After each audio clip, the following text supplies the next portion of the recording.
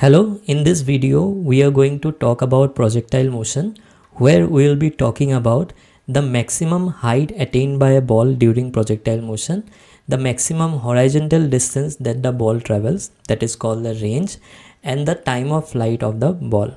So let's draw the diagram first. Let's say we have a ball which is thrown at a velocity u at some angle theta.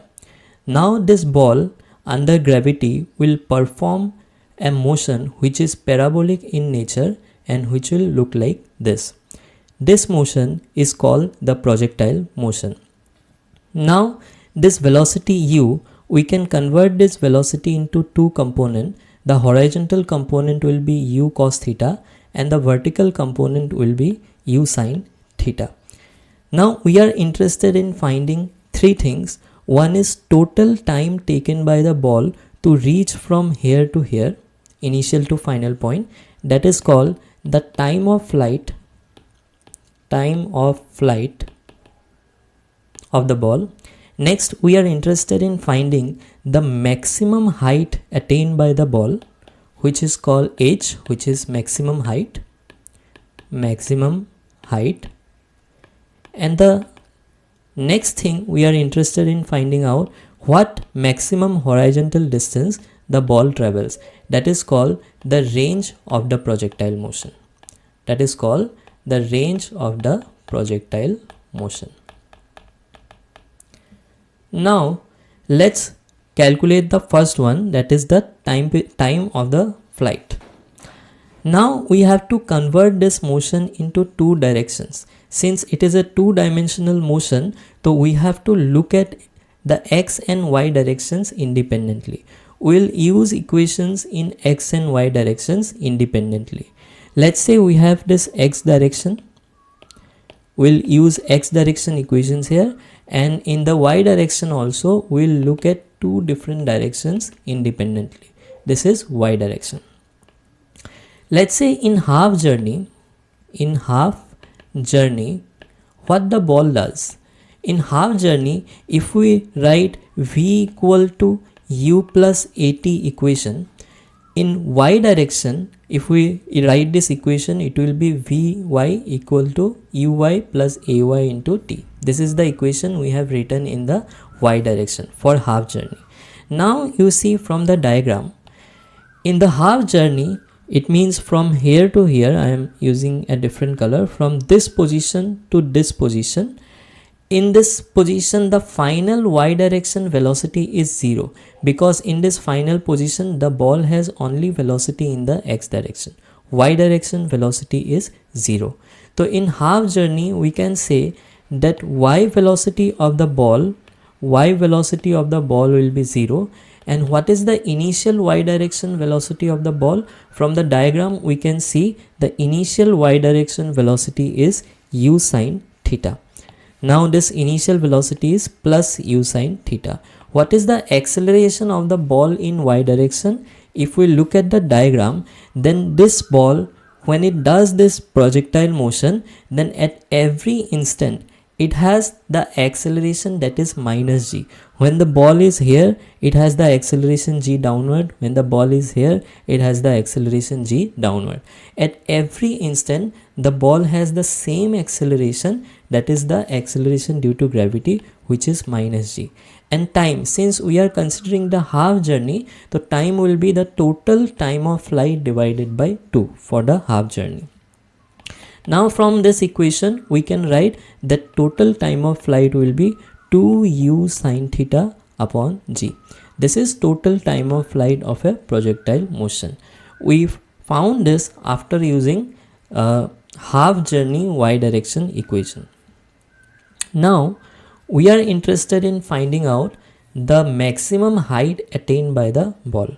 For maximum height, what we need to do is we need to use the equation v square equal to u square plus 2as.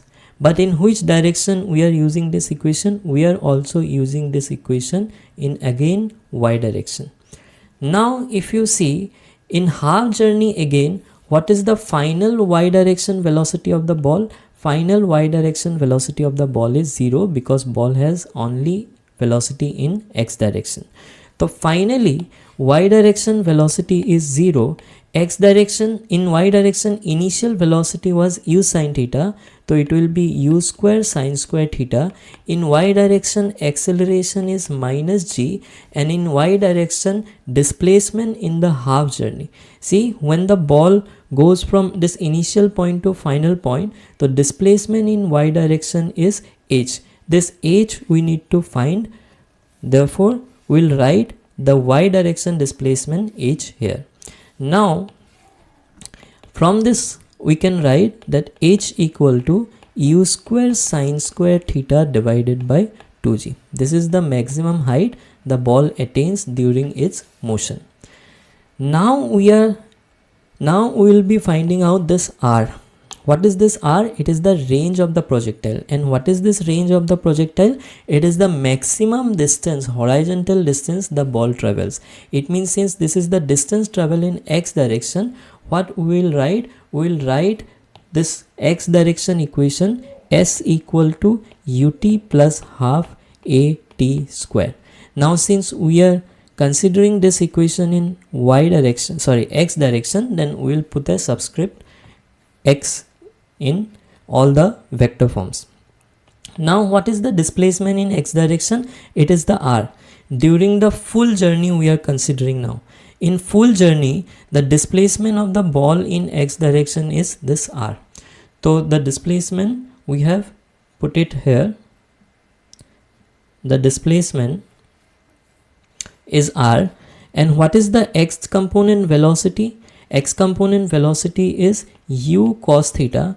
And for full journey, what is the time? Time we have already calculated, that is time of flight, that is 2u sine theta upon g. This is the time of flight. So range of the ball, range of the projectile we got as 2u square sine theta cos theta upon g. This is the range we got. Now this can be also written like this: u square 2 sine theta cos theta can be written as sine 2 theta upon g. This is the formula for range, which is the maximum horizontal distance the ball travels during its journey. Now if you look at this formula, we can find out few things. For example, first thing is, if you want the range to be maximum, then what will be the maximum range? If we want to find the maximum range, for maximum range, what should be the value of sine 2 theta? The maximum value of this sine 2 theta is 1. To get maximum range, the sine 2 theta value has to be equal to 1. From this we can write, if sine 2 theta is 1, so 2 theta will be 90 degree, then theta will be equal to 45 degree. If we throw the ball at 45 degree angle with the horizontal, then the ball will go to the maximum distance. If we throw the ball in such an angle, that is 45 degree, it will go to the maximum horizontal distance. The range will be maximum. And what will be this maximum range? That r max, this r max will be equal to u square upon g, because sine 2 theta is equal to 1 in this case. And one more thing we can find out from here is this: if we, let's say, throw a ball at an angle theta, then the range of the ball is 2u square sine theta cos theta upon g. Okay, the range of the ball is this.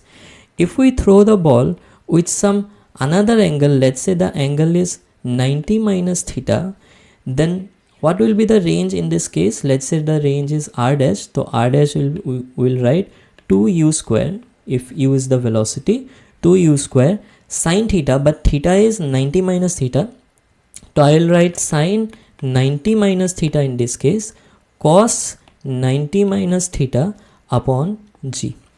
From here we will write 2u square sine 90 minus theta is cos theta, cos 90 minus theta is sine theta, so this will again be sine theta cos theta divided by g, which is same as the range before. This range and this range r dash is equal. Okay, r is equal to r dash. From here we can say that if a ball is thrown at an angle theta or at an angle 90 minus theta, the range will be same in both the cases. Next, what we need to find here is velocity of the ball at any instant of time. Let's say now we will find velocity of the ball at any instant of time.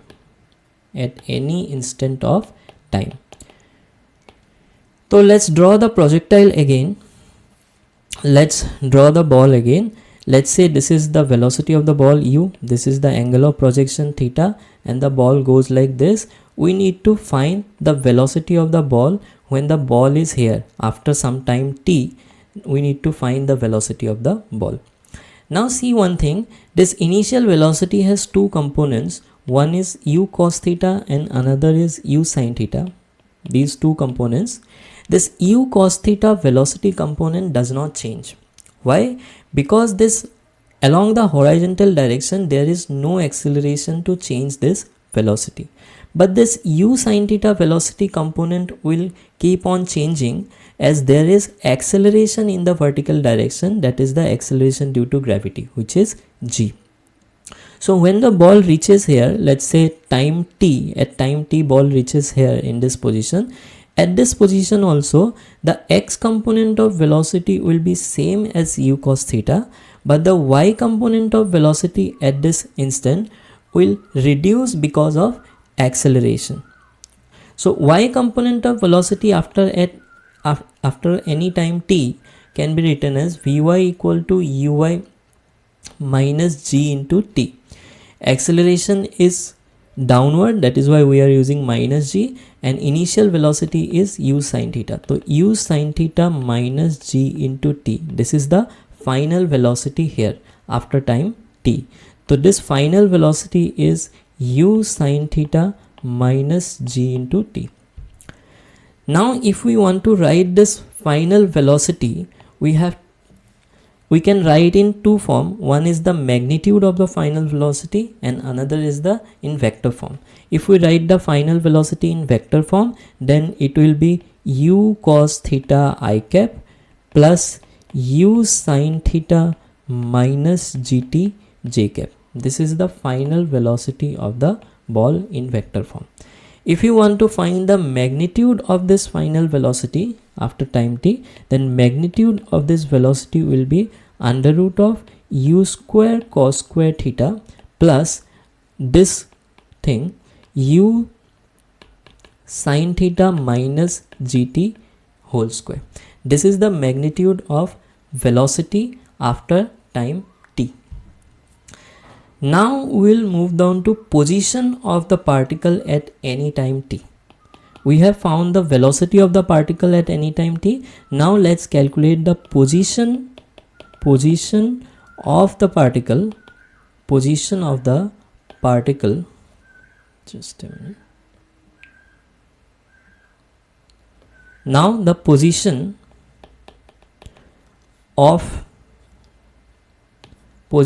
of the particle at any time t we need to find. For this we have to again consider the ball which has initial velocity u and angle theta. To find the position we need a reference frame, that is our coordinate axis. Let's say this is my x-axis and this is my y-axis, and this is our reference point, that is the origin, which is 0 0. Now let's say the ball moves like this after any time t. Let's say the ball is here after a time t. At this point we need to find the position x position and y position. This is the x position and this is the y position of the ball. These two things we need to find now. How do you write the x position here? Again, if we break down the velocity into two components, this component will be u cos theta and this component will be u sin theta. Now to find the position of the particle, this x position, we have to consider this u cos theta velocity. Since the time from here to here is total time is t, so if we write x direction equation, we are again looking independently x and y direction. If we write the x direction equation, if we write this equation s equal to ut plus half at square, so after time t, the displacement of the particle in x direction is x, initial velocity in x direction is u cos theta, and time is t, and acceleration in x direction is 0. So this is the x coordinate of the particle at any time t. If we want to find the y coordinate also, so y direction, we have to write the equations in y direction. S equal to ut plus half at square. Again we are using this equation. Now what is s? It is y. In t time, the y displacement of the particle is y. Initial velocity in y direction is u sin theta. Time elapsed is t. And acceleration in y direction is minus g, so half minus gt square. This is the y position of the particle after some time t. So this is how we can find out the position of the particle at any time t, the velocity of the particle at any time t, and the range, maximum height and time period of the particle during the projectile motion.